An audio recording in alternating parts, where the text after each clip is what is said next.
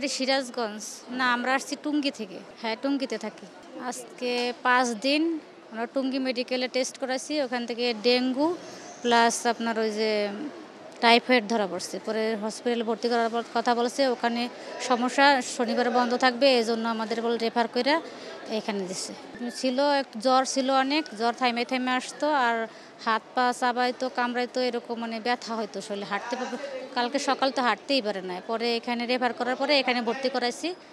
ভর্তি করার পরে যে এখন টেস্ট দিছে, কালকে করাইছি, প্ল্যাটিনাস বাড়ছিল, আজকে আবার কমছে, এখন আবার আজকে টেস্ট দিচ্ছে। না, ওখানে দেয় না, মাঝে মধ্যে একটু গলির মধ্যে দেয়, আমাকে ওইখান দিয়ে বেশি দেয় না টুঙ্গিতে।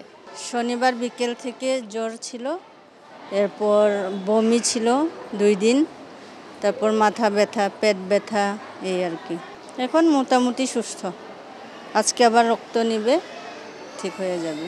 30 তারিখ থেকে জ্বরের পরে বেশ গা ব্যথা, মাথা ব্যথা, তারপরে এখানে আনার পরে স্যালাইন দিয়েছে, স্যালাইন বা অন্যান্য ওষুধ দিয়েছে, দেওয়ার পরে বেশ একটা সুস্থ হয়েছে। এখন এই 5 দিন ধরে জ্বর ছিল, এখন বেশ সুস্থ।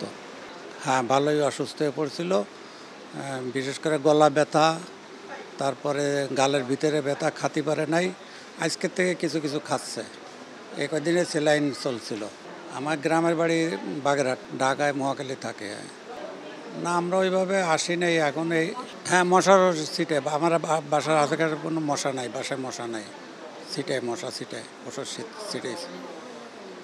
এ তো অফিস করে, চাকরি করে, অফিস করে, হয়তো কোথার থেকে কিছুটা কাজ হয়, কারণ বাসায় তো মশা দেখি না। আমার 4 তলায় বাসা, বাসায় মশা নাই। শরীর ব্যথা, তারপর হালকা বমি। এই বমির কারণে আমার এই জায়গায় আইতে হয়েছে।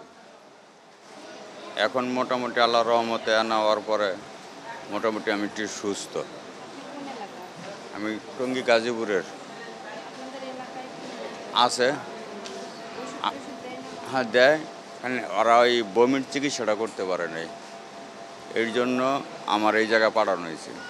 সিটি কর্পোরেশনতে এরকম উদ্যোগ আমরা ওইদিকে আমার ওইরকম সচরাচর আমরা কেউ পাই না, আপনারা বুঝছেন। এটার কারণে সিটি কর্পোরেশনের তো এরকম সুযোগ আছে কি না তা আমরা জানি না। আমরা জানি যে পল্লীতে আছে। ডেঙ্গুর যে কমন যেই লক্ষণগুলো সেগুলো তো আছেই, যেমন হচ্ছে জ্বর, মাথা ব্যথা, শরীর ব্যথা, চোখ লাল হয়ে যাওয়া, বিভিন্ন গিটে ব্যথা বা জয়েন্টে ব্যথা, দুর্বলতা, এগুলো তো কমন সিমটম আছেই। এছাড়া কিছু আনকমন সিমটম নিয়ে রোগীরা আসছে, যেমন পেটে পানি আসা, তারপরে হচ্ছে পাতলা পায়খানা, বমি, তারপরে হচ্ছে কোথাও দিয়ে ব্লিডিং হয়ে যাওয়া, এগুলো নিয়েও কিন্তু রোগীরা আসছে আমাদের কাছে। রোগীদের জন্য পরামর্শ হচ্ছে, এখন যেহেতু ডেঙ্গুর সিজন চলছে, পাশাপাশি চিকুনগুনিয়াও চলছে, তো যদি কারো জ্বর থাকে, পাশাপাশি ডেঙ্গুর মতো কোনো লক্ষণ থাকে, তাহলে প্রথম দিকেই টেস্ট করে ফেলা উচিত এবং চিকিৎসকের পরামর্শ নেওয়া উচিত। নিজেরা বাসায় বসে কোনো ব্যথার ওষুধ বা অ্যান্টিবায়োটিক এগুলো না খেয়ে দ্রুত নিকটস্থ হাসপাতালে যোগাযোগ করা উচিত। আর ডেঙ্গুতে মূলত মৃত্যু হয় হচ্ছে প্রেশার কমে যাওয়ার কারণে, আর একটা হচ্ছে অনিয়ন্ত্রিত রক্তপাতের কারণে। তো দেখা যায় যে রোগীরা যদি একটু আগে আগে হাসপাতালে চলে আসে, তাহলে কিন্তু এই মৃত্যুটা ঠেকানো যায়। একটা রোগী দেখা যায় যদি অনেক দূর থেকে রওনা হয়, রাস্তায় কিন্তু তাদের অনেক একটা সময় নষ্ট হয়ে যায়। ওই সময়টা রোগীরা হচ্ছে শকে চলে যাচ্ছে, যেই শকটা হয়তো আর রিকভারি করা যাচ্ছে না। কিন্তু যারা শুরু থেকেই হাসপাতালে থেকে চিকিৎসা নিচ্ছে, তাদের কিন্তু এরকম মৃত্যু ঝুঁকি খুবই কম বলা যায়।